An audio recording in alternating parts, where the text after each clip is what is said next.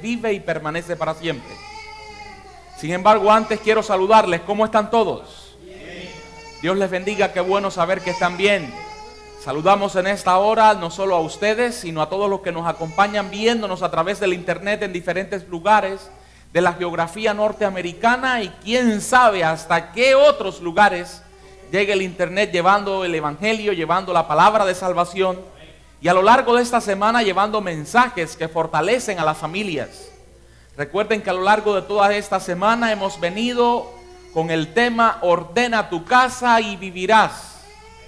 Hoy nos corresponde tratar una temática bien especial, una temática imprescindible, importante, vital para cada uno de nuestros hogares.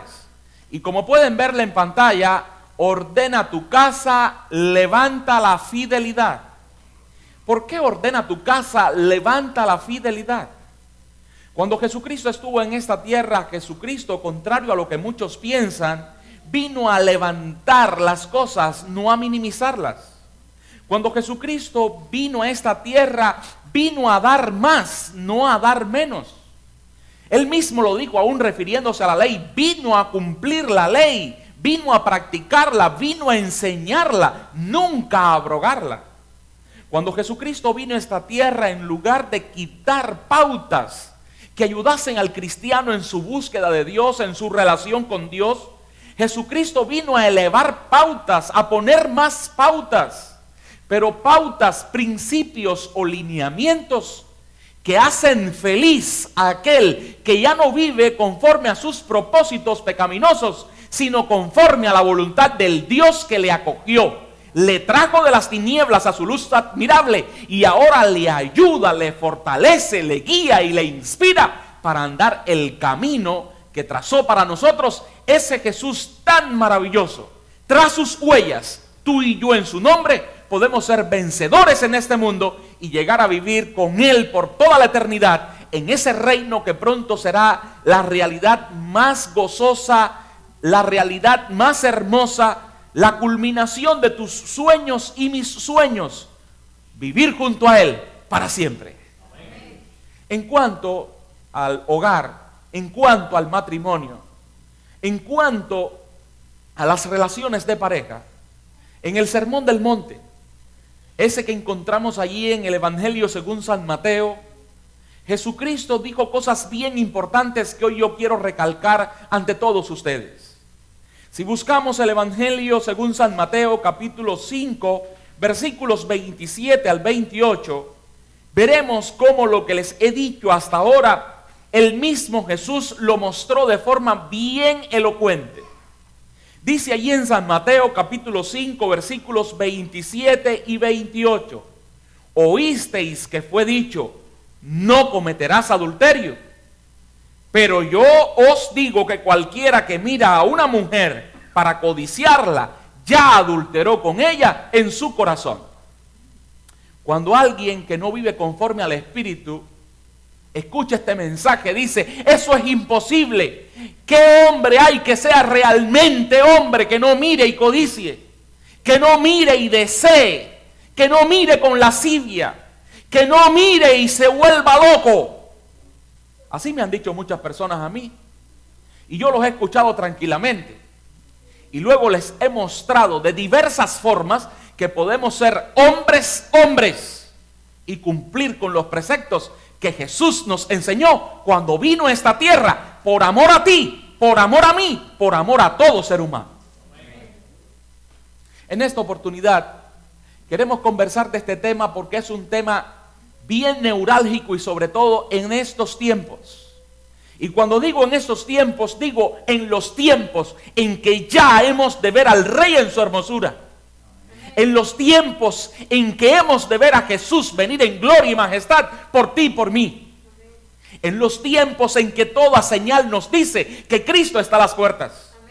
En los tiempos en que, como dice el evangelista Lucas, no es hora ni de estar durmiendo, ni es hora de estar abochornado, ni es hora de estar en otras cosas, sino en levantar nuestros rostros, en erguirnos al ver todo lo que sucede, porque nuestra redención está más cercana. Amén. Jesucristo vino a levantar la institución del hogar cuando vino a esta tierra. Jesucristo hoy quiere levantar tu hogar. El de ustedes, el de ustedes, el de ustedes, el mío. Jesucristo quiere llevarnos a todos con nuestras familias en pleno a la patria prometida. Y yo quiero llegar ese día firme y victorioso. Y yo quiero que llegue así también mi esposa, mis hijos, mis padres, mis hermanos, mis sobrinos. Ustedes, mis hermanos también en la fe. ¿Cuántos queremos que eso ocurra? Sin embargo, como hemos dicho a lo largo de todas estas noches, hay un enemigo que siempre enfrenta esa institución que Dios creó aún antes que entrara el pecado en este mundo, y que es el hogar. Ese enemigo es Satanás. Y ese enemigo se ha propuesto que nosotros llevemos la infidelidad a nuestras casas a través de diferentes caras que tiene ese pecado tan tratado muchas veces a lo largo de la historia y que Jesús no ignoró, y que es el adulterio. La infidelidad tiene muchas caras y podría surgir una pregunta: ¿por qué muchas? Para algunos solo se concreta la relación sexual fuera de matrimonio que puede tener un hombre o una mujer casada. Sin embargo, tiene muchas caras.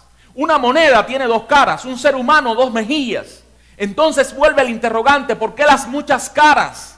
Para analizar algo que ya debía estar vencido entre nosotros, el pueblo de Dios. ¿No debía estar vencido ya esto dentro de nosotros, el pueblo de Dios? Pero realmente no hemos vencido. Este es un flagelo que se lleva a nuestros hogares e iglesias a la ruina, y tiene muchas caras en sí, tras las que imperceptiblemente esconde sus garras. Garras que nos toman a ti y a mí. Por tanto, en esta noche les propongo analizar algunas de estas caras, para si algunas de estas caras está tratando de sonreírnos en casa, tú y yo en el nombre del Señor combatamos dicha cara, combatamos el asunto en sí, y en el nombre de Jesucristo obtengamos día tras día el triunfo que Él espera tú y yo logremos. Por ejemplo, una de las caras a través de las cuales hace su presencia la infidelidad en nuestros hogares, ¿cuál es? Aquella que llega a través de los toques inapropiados. ¿Qué cosas son los toques inapropiados? Aquellos que nunca debieran darse. Aquellos que nunca debieran ni aceptarse ni prodigarse. ¿Cuáles son esos toques inapropiados? Las libertades permitidas en esta era de corrupción no deben modelar el criterio de quienes siguen a Cristo. Las manifestaciones de familiaridad que se estilan hoy no deben existir entre los cristianos que se preparan para la eternidad. Una escritora cristiana presentó esto y además añadió: la caricia es la raíz de nuestras más profundas emociones.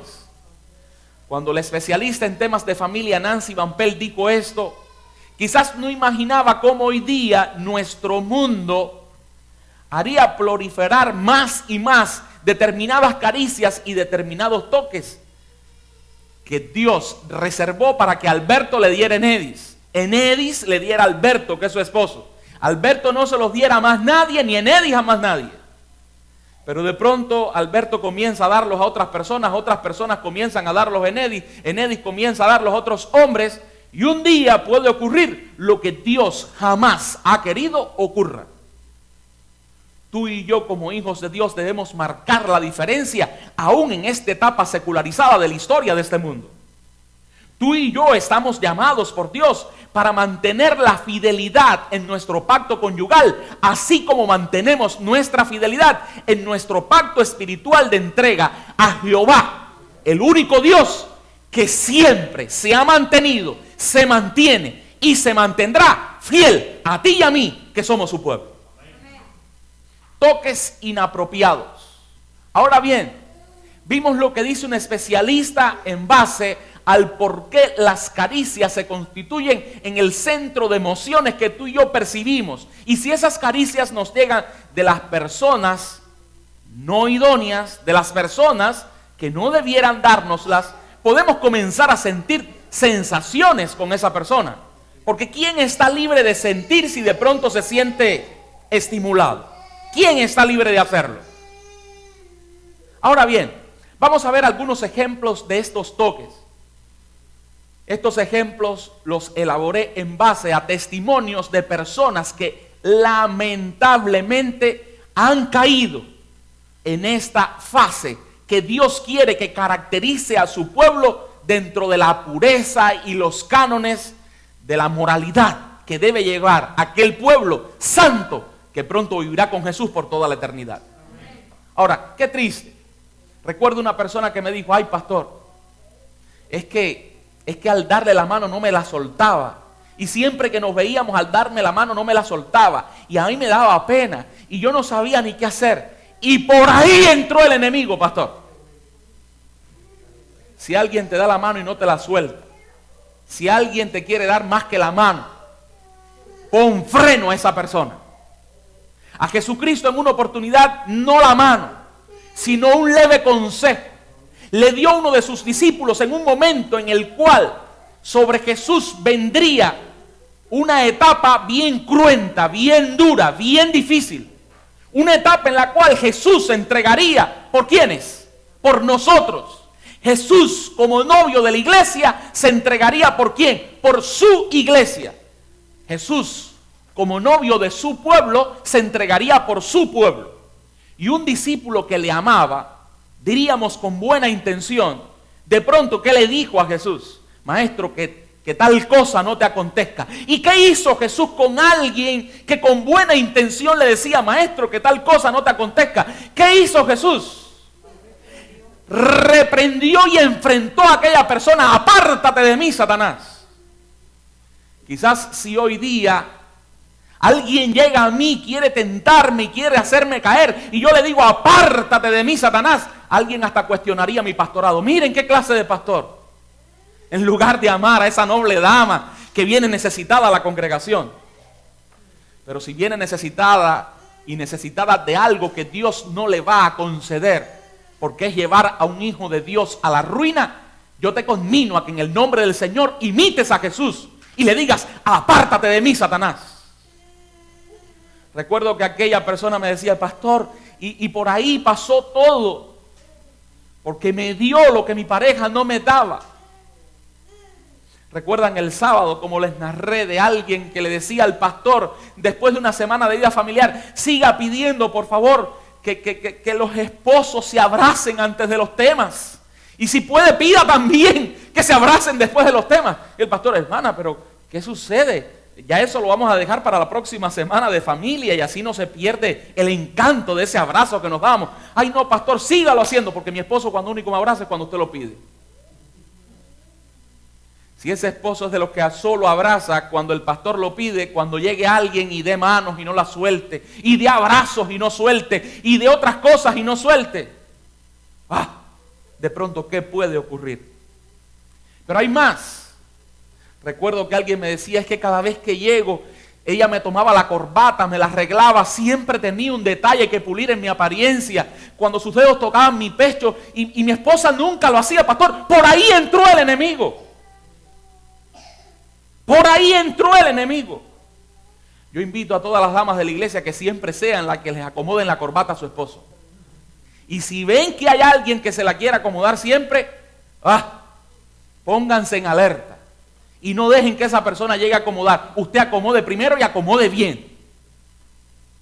No podemos permitir que la infidelidad entre en nuestras familias, porque trae la ruina, trae la destrucción, trae el colapso del hogar. Trae hijos que luego van a engrosar las listas de cárceles. Sí, hijos que se crían sin ambos padres son más propensos a llegar a la ruina, a la cárcel, a la destrucción moral, que aquellos que son educados por ambos padres cristianos, que en la admonición cristiana les muestran cómo llegar a la patria celestial. Abrazos y besos que pasan de ser saludos. Y si dices algo, en el mundo se hace así, ya es costumbre. Las costumbres de allá, por favor, no las traigamos acá. Las costumbres de allá, dejémoslas allá. Que tú y yo vamos a vivir en un lugar donde esas costumbres no se repetirán. El Señor permita que tú y yo no caigamos.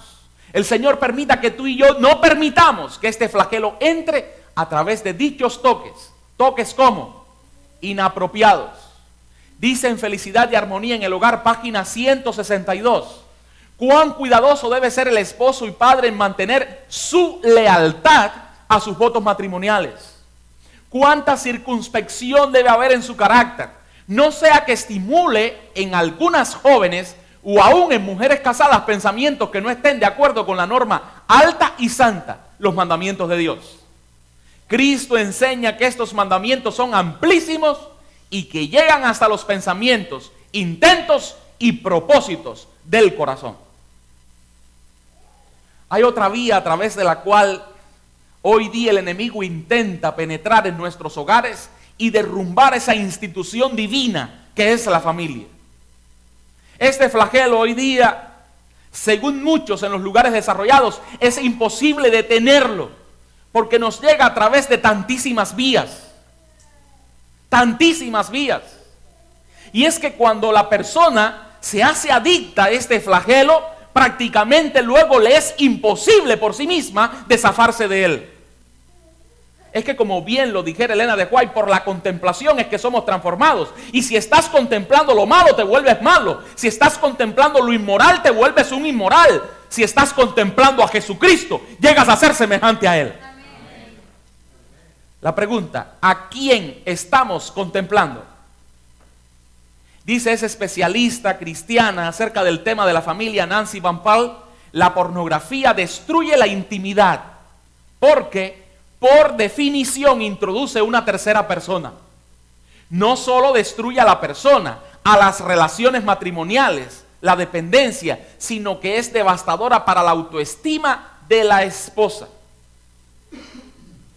Nunca la esposa podrá satisfacer los cánones de aquel ser operado, formado e ideado para que tú, ¿qué?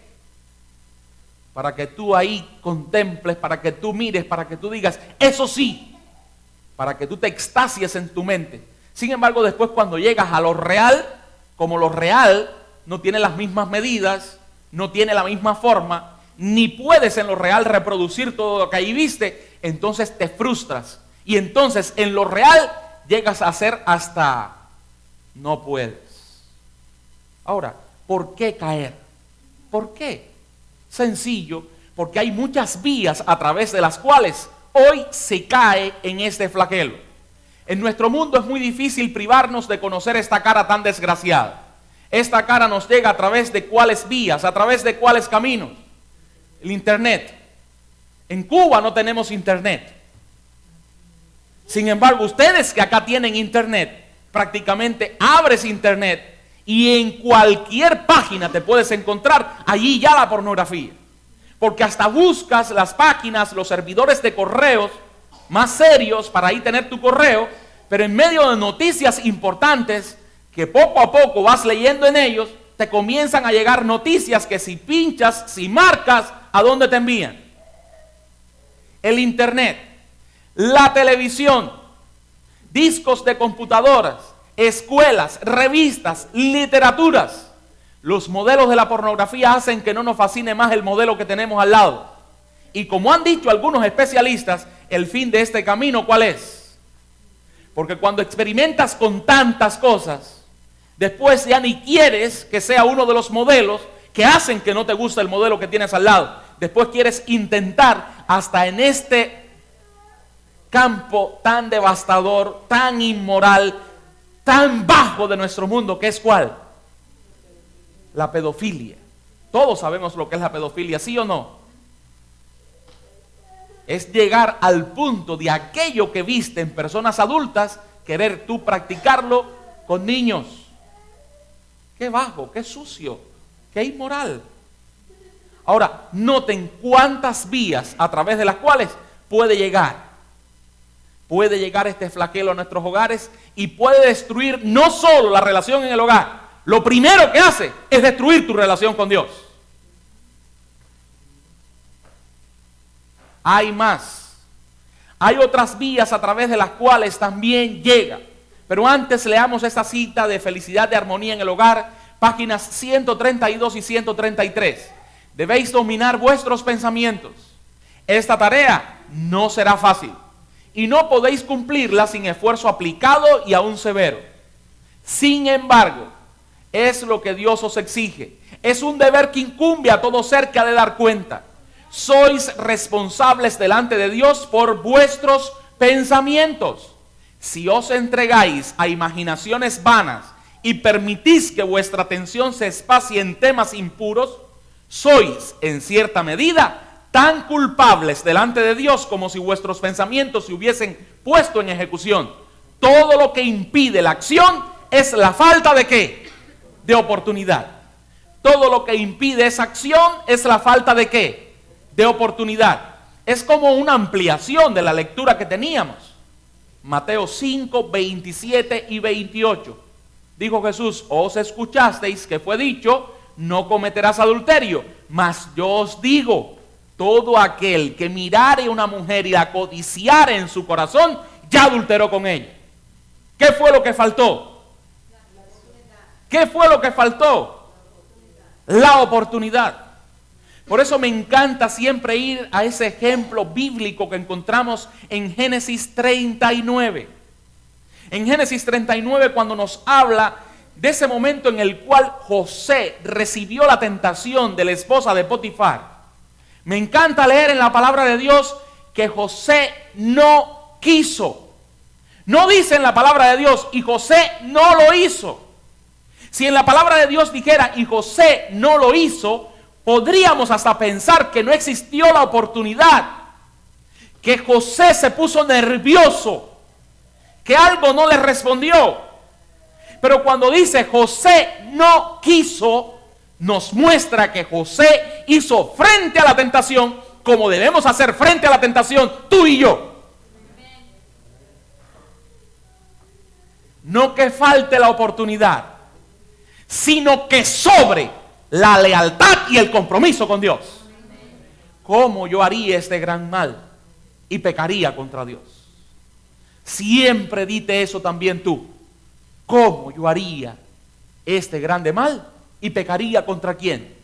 Contra Dios. Hay otras vías. Estas vías también fueron descritas por Jesús en el pasaje que estudiamos. Jesús habló de la mirada.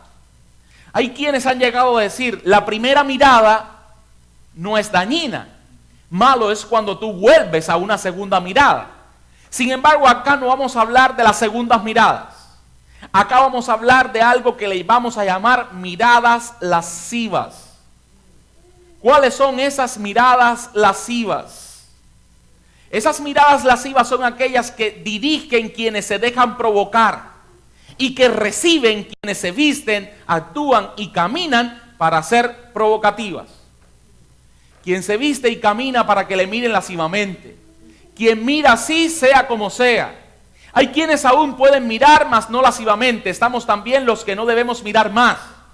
No podemos evitar, como dijo Jesucristo, que un pajarillo pase y nos deje caer su desecho encima. Pero sí podemos evitar que hagan nido ¿dónde? En nuestras cabezas.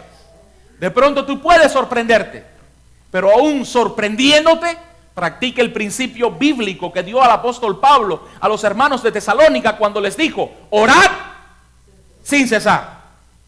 ¿Quieres no caer en la tentación, Misael? Ora sin cesar. Es difícil que orando tú vayas a la cama ajena. Es difícil que orando tú cedas el apetito por lo desconocido. Es difícil que orando tú deshonres a Dios. Es seguro que orando tú vencerás. Es seguro que orando tú perseverarás hasta el fin para ser de los salvados. Es seguro que orando tú darás el mejor ejemplo y testimonio a aquellos que quieren ver a Dios a través de tu vida. Es seguro que orando tú podrás educar mejor a tus hijos. Es seguro que orando tú podrás dar más en tu hogar y llevarlo contigo al hogar celestial. Hay más. Conversaciones íntimas con terceros. Esa es otra de las vías a través de las cuales puede llegar la infidelidad a nuestros hogares. Conversaciones con terceros. Recuerdo en una oportunidad que visité un centro de trabajo donde de pronto me sorprendí al encontrarme con una muchacha bautista que había estudiado conmigo la carrera de economía.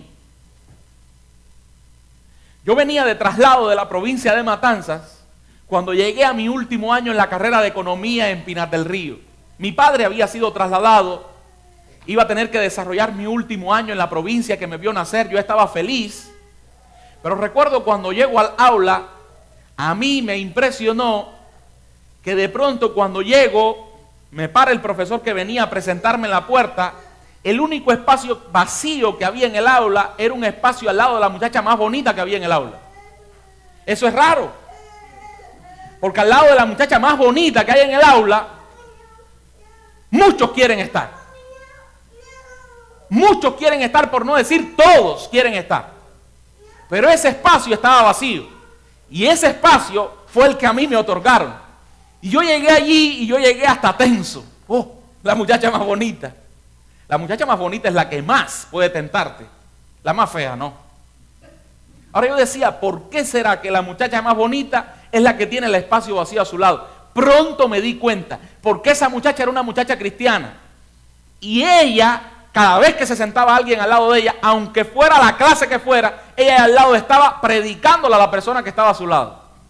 Y todos los muchachos lo que habían hecho era cogerle miedo, porque sabían que quien se sentara al lado de ella tenía que escuchar una predicación. Y hoy día, donde a las personas les gusta tan poco que les estén predicando y sermoneando, nadie quería sentarse al lado de ella. De pronto llego yo, el último, al lado de la muchacha linda.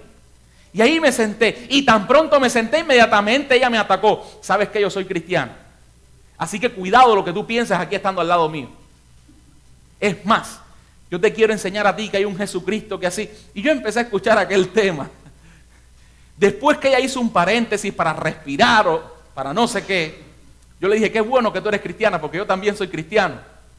Y ya que ahora me diste un espacio, yo también quiero predicarte. Y ahí de pronto la maestra tuvo que levantar la mano y decir, los dos se callan o se van del aula. Mira, los cristianos tenemos que dar buen ejemplo, le dije yo a ella. Callados los dos, en el receso nos predicamos más. Cuando llegó el receso dicen, no hace falta. Yo siempre le he predicado a aquellos que, pero tú sabes mucho de la Biblia, tranquilo. Hicimos muy buena amistad y realmente a mí me admiraba ver cómo ella seguía las pautas cristianas de una manera excelente. Realmente hicimos muy buena amistad. Terminó el curso, nos graduamos, yo fui a trabajar a la empresa de comercio y gastronomía en San Luis, Pinar del Río. En ese pueblo mi padre era pastor. Y recuerdo que allí fue donde hice mis prácticas preprofesionales y aún allí me captaron para que luego siguiera trabajando como económico. Pero un día que yo fui enviado por esa empresa donde yo trabajaba a la capital provincial, a Pinar del Río, a hacer ciertas conciliaciones en un lugar llamado el Combinado Lácteo, a mí me sorprende que cuando llego al departamento de contabilidad, me encuentro a esa muchacha con la que yo había pasado mi último año de estudios, esa hermana mía bautista que estaba ahí. Me puse de lo más contento, la saludé con una alegría. Pero algo había en su interior que le hacía sentir mal. Y ahí ella me contó su historia, y ella me contó que se había casado con un joven cristiano también. Y yo le dije, pero eso es buenísimo. Y dice, no, pero lo que te voy a contar ahora es triste. Ella se sentía, ella en su interior tenía una guerra, una lucha bien grande. Y me dice, sin embargo, perdí mi matrimonio. Pero ¿cómo que perdiste tu matrimonio? ¿Cómo es posible? Pero no era un muchacho cristiano. No me dices, sí, dice ella, pero la culpa la tuve yo. Pero ¿cómo que la culpa la tuviste tú? A mí me consta que tú eres tremenda cristiana. Dice, yo lo que soy una boba, Lache. ¿Cómo era posible? Y ella me narró una historia que hoy yo no les voy a hacer. Solo le conté esta parte introductoria de la historia para decirle, era una muchacha cristiana, era una muchacha que le predicaba a todo el mundo, era una muchacha que aún en el aula le tenía miedo sentarse al lado de ella porque continuamente estaba predicando. Era una muchacha que ahora se casaba con un muchacho cristiano igual que ella, pero ella había perdido a su esposo. ¿Y por qué decía que tenía la culpa? Dice, ante las primeras crisis que hubo en nuestro matrimonio, yo comencé a contarle todo a mi mejor hermanita de la iglesia. El resumen de la historia, con su esposo se quedó aquella hermanita. ¡Qué triste! Ahora no pensemos que esto sucedió porque ella era bautista, porque su esposo era bautista, pero a nosotros como adventistas no nos pasaría. Hay un vínculo matrimonial que tú no debes romper con nadie. Con nadie. En el matrimonio los terceros quedan descartados, exceptuando el único tercero, que es el tercero perfecto, que no es tercero tampoco. Debe ser el primero. Ese es Jesucristo. ¿Tienes problemas? Cuéntaselos a Jesús. ¿Tienes angustias? ¿Tienes traumas? ¿Tienes crisis? Ve a Jesús. Y lleva también a Jesús a tu pareja. Porque si tú vas mucho a Jesús y tu pareja no va y Jesús no puede obrar en tu pareja, por mucho que tú te esmeres, por mucho que tú te esfuerces, si tu pareja no hace lo mismo, puede que no se solucionen los problemas. Si tú perseveras con Jesús, pero tu pareja persevera con el enemigo, allí habrá caos, habrá división, habrá ruina. Ambos debemos ir a Jesús. Cuando Jesús está en casa, cuando Jesús está en la vida íntima de la pareja, cuando Jesús reina en el hogar, todo en el hogar es posible gracias a Él. Es posible educar a los hijos en medio del siglo XXI en Norteamérica, ¿sí? Es posible mantenerse la pareja unida, con vitalidad, con deseos, con alegría, con satisfacción, con felicidad. Es posible decir, como antaño dijo aquel hombre de 110 años que marcó pauta para toda una época: yo y mi casa serviremos a Jehová. Amén. Las conversaciones íntimas con terceros deben quedar totalmente descartadas. Oh, cuántas vidas quedan amargadas por el derribamiento de las paredes que encierran las intimidades de cada familia y que están destinadas a conservar su pureza y santidad. Una tercera persona recibe las confidencias de la esposa y llega a conocer los asuntos privados de la familia. Esto constituye el estratagema de Satanás para enajenar ¿a quiénes? A los esposos. Ojalá esto cesase. ¿Cuántas dificultades se ahorrarían? Encerrad en vuestros propios corazones el conocimiento de vuestras faltas mutuas. Presentad vuestras dificultades a Dios solamente. Él puede daros consejos correctos y consuelo seguro, impregnado de pureza y exento ¿de qué? De amargura. Y como dije ahorita, y si hay un tercero, que sea el primero. Y el único que puede ocupar ese espacio, el único, es Jesús. Que con Él lo conversemos todo, que a Él le pidamos todo, que a Él roguemos por amor que nunca acabe para dar cada día a nuestra pareja, que a Él representemos dignamente cada día, que Él sea nuestra imitación y también nuestra meta. La Biblia es clara con el adulterio. En la Biblia el adulterio se prohíbe y lleva castigo. En la Biblia el adulterio es símbolo de infidelidad a Dios. Y noten cuántos pasajes. Podríamos mencionar muchos más vinculados con cada uno de estos puntos. En la Biblia el adulterio es condenado por la ley. En la Biblia el adulterio lo podemos ver presente en las enseñanzas de Jesús. Ahí pusimos solo 3 pasajes, pero podríamos poner muchos más. Mateo 5, 27 y 28, Mateo 5, 32, Mateo 15, 19, Mateo 19, 9. También Pablo habló combatiendo el adulterio, Romanos 7, 3, 1 Corintios 6, 9. Pero lo mejor de todo es que aún para los adúlteros hay perdón en Jesús. Recordemos que el reino de los cielos va a estar lleno ¿de qué? De pecadores. Sí, el reino de los cielos va a estar lleno de pecadores. ¿De qué tipo de pecadores? ¿Cuántos tipos de pecadores hay? Están los pecadores arrepentidos. Gloria a Dios, yo soy uno de ellos. ¿Tú también eres uno de ellos? Están los pecadores acostumbrados. ¿Cuáles son los pecadores acostumbrados? Aquellos que a lo malo llaman bueno. Aquellos que ya han pecado y pecan tanto que creen que lo que hacen está bien hecho. Y están los pecadores amargados. ¿Cuáles son esos? Los frustrados, los que dicen yo no puedo cambiar, los que dicen yo no puedo ser transformado, los que dicen yo fui demasiado malo, los que buscan a Jesús pero no confían en su poder, los que buscan a Dios pero no permiten que Él obre en ellos y les transforme para vida eterna.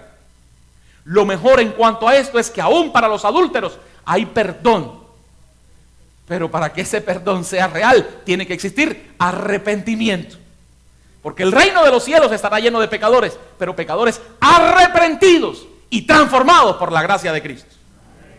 Ahora bien, al adulterio, ¿qué hacerle? Hay varias amonestaciones, hay varios consejos y hay varias directrices que hoy la palabra de Dios nos aconseja en cuanto a esto. Al adulterio hay que combatirlo fuerte y desde ya. Queremos ordenar nuestros hogares en muchas áreas, pero no la ordenamos en el área de la infidelidad. De nada valdrá todo lo demás. Al adulterio hay que combatirlo fuerte y ya. ¿Cómo? En los solteros, eligiendo mejor la pareja, recordando que la unión marital es para toda la vida. Y es muy triste que a veces nosotros mismos perjudiquemos a buenos solteros y buenas solteras que tenemos en nuestro medio. Qué triste es cuando estamos preocupados porque el que no esté casado se acabe de casar con quien yo quiero y no con quien él quiere. Yo recuerdo cuando yo terminé mi carrera de teología, de pronto, sin yo haberlos contratado ni haberlos buscado, aparecieron un mundo de consejeros, un pueblo de consejeros, y consejeros pastorales, y consejeros ancianales, y consejeros con las mejores intenciones. Recuerdo que en una oportunidad uno me dijo, la muchacha que Dios tiene para ti, yo soy quien sé cuál es. Y yo le dije, entonces dime ya quién es esa muchacha y por qué tú sabes que es la muchacha que Dios tiene para mí. Y me dijo, es una muchacha que está en tal iglesia, toca un piano lindísimo. Esa era la razón. Le dije, yo también toco piano. Y en fin de cuentas, yo no me voy a acostar con un piano, yo me voy a acostar con ella. Y yo voy a tener que vivir toda la vida con ella. Y si hay que tocar piano, ya yo lo toco. Si la que Dios me dé toca piano, amén. Pero si no, lo toco yo y ella me escucha. Gloria a Dios. La dama que Dios tenía para mí toca piano también. Y hoy nos gozamos en casa porque los 4 tocamos piano. Mi esposa, mis 2 hijos y yo. Entonces, ¿qué perdí con aquel consejero? Ir a alguien que a él le había gustado, pero que no necesariamente tenía que gustarme también a mí. Recuerda en otra oportunidad, la muchacha que tú mereces está allá. ¡Qué bien recita! Le dije, yo también recito. Sé. Es muy bueno que recite, es muy bueno que toque piano. Pero son buenas otras cosas que tenemos que elegir a aquellos que vamos a decidir. Con esta voy a vivir toda la vida. Con ella voy a tener mis hijos. Con ella me siento feliz que me vean en todo lugar. A ella la voy a representar doquier estemos. Con ella voy a disfrutar las buenas y las malas. Con ella me voy a sentir realizado y feliz. Con ella voy a tener mis hijos. A su lado me voy a acostar todas las noches y me voy a despertar todas las mañanas. Tenemos que estar conscientes de quién es aquella persona que estamos eligiendo. Por tanto, cuando alguien viene y me dice, pastor, ¿qué usted cree? Mire, le digo, no, debes creer tú y debes escuchar la voz de Dios. Porque cuando a mí me tocó, creí yo y le hablé mucho a Dios. Ahora, cree tú y habla tú también mucho con Dios. ¿Cómo combatir el adulterio en la soltería? Buscando mejor la pareja. Y no dando un paso hasta que no estemos completamente seguros que Dios nos dice, da ese paso, porque con esa persona tú vas a estar feliz toda la vida. ¿Cómo combatir el adulterio en los casados? Creando condiciones que nos permitan enamorarnos cada día más de la persona con la que nos comprometemos ante Dios. ¿Cómo creamos esas condiciones? A lo largo de estos días lo hemos ido hablando. En la comunicación, practicando ciertos secretos. En la relación, practicando otros tantos. En los detalles, no olvidando fechas importantes. En las celebraciones, dándole el jugo más grande, el pedazo de cake o de pastel más grande a la persona amada, el momento más importante a la persona amada, no a los invitados. ¿Cuántas cosas podemos hacer para renovar día tras día nuestra relación especial con nuestra pareja? Y si se necesita un milagro, recordando que como dice en Lucas 1:37, para Dios no hay nada imposible. Él puede y quiere hacer por nosotros, por nuestros hogares. Él va a lograr aún que si hay agua, esta se convierte en vino. Hay 7 deseos del corazón que debiéramos practicar con la pareja y aún con los hijos en casa. ¿Cuáles son? El corazón desea ser escuchado. El corazón desea estar físicamente seguro. El corazón desea estar afirmado, halagado, tocado, deseado apasionadamente e incluido en cada plan, en cada proyecto, en cada asunto que queramos desarrollar. Yo les digo en esta oportunidad, ya concluyendo nuestro mensaje en esta noche, tiene muchas más caras el adulterio. Tiene muchas más de las que aún hemos mencionado. Al mirar y detenernos en esta, seguro descubrimos otras. Pero lo importante es que estemos dispuestos a avanzar en el nombre del Señor, a combatir este flagelo que hoy día está destruyendo hogares y a hacer de nuestra relación con el cónyuge y con nuestros hijos una relación de lealtad semejante a la que Dios practica con su iglesia y a la que Dios espera que con Él practiquemos también cada uno de nosotros. Hoy ordenemos nuestras casas. ¿Cómo? Buscando primeramente a Dios, levantando la fidelidad en la familia, disfrutando plenamente a quien escogimos para constituir nuestro hogar y anhelando el hogar celestial, que es donde muy pronto, con Jesucristo, estaremos por toda la eternidad. Pregunto en esta noche, ¿cuántos creen firmemente que podemos cumplir los preceptos que vino a enseñarnos Jesucristo, cuando al llegar a este mundo, en lugar de minimizar las pautas y los principios, los elevó, así como a sí mismo elevó su condición de Salvador y Redentor al entregarse por ti y por mí? ¿Cuántos creen que hoy día podemos levantar la fidelidad en nuestros hogares como símbolo de que nuestra fidelidad para Dios en esta etapa final de la historia de este mundo también va a ser diariamente levantada gracias a nuestra relación con Él? Dios bendiga a aquellos que quieren levantar la fidelidad en sus hogares y su fidelidad propia con Dios.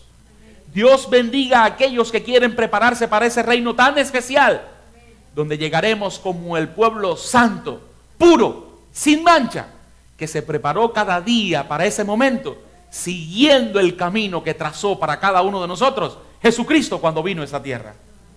Dios bendiga nuestros hogares, y si han existido manchas, si han existido problemas, cismas, si han existido toda esta gama de elementos que el pecado y el mundo en el que vivimos aporta, que en el nombre del Señor podamos perdonarnos, que en el nombre del Señor podamos levantarnos y que en el nombre del Señor lleguemos victoriosos a ese encuentro con Jesús que nos catapultará de esta tierra al hogar soñado, al hogar celestial, donde estaremos con Él para siempre.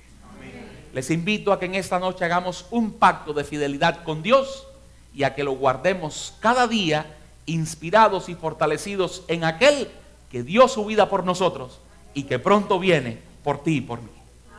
¿Cuántos quisieran tener unas palabras de oración y de pacto con ese Dios?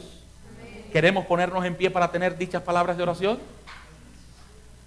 Amante Padre que moras en los cielos, permítenos cada día, así como asimilamos las gracias, las promesas, los frutos del Espíritu, permítenos, oh Dios, combatir al pecado, combatir al autor del pecado y combatir a ese pecado tan atroz que rompe tantas familias y que es el adulterio. Que a tu iglesia, oh Dios, el adulterio no pueda llegar para posicionarse de ella. Que si ha entrado en tu nombre y con tu espíritu, podamos sacarlo. Y así nuestros hogares lleguen victoriosos al hogar celestial, que es donde están concentradas nuestras metas, nuestros sueños y nuestros anhelos, porque estamos de peregrinos en este mundo. Realmente somos ciudadanos de ese mundo mejor, al cual muy pronto tú nos llevarás. Bendice nuestras familias. Permite que todos podamos contribuir al ordenamiento de nuestras casas, de nuestros hogares. Y ven pronto, Señor. Todo te lo rogamos en el nombre de Jesús. Amén.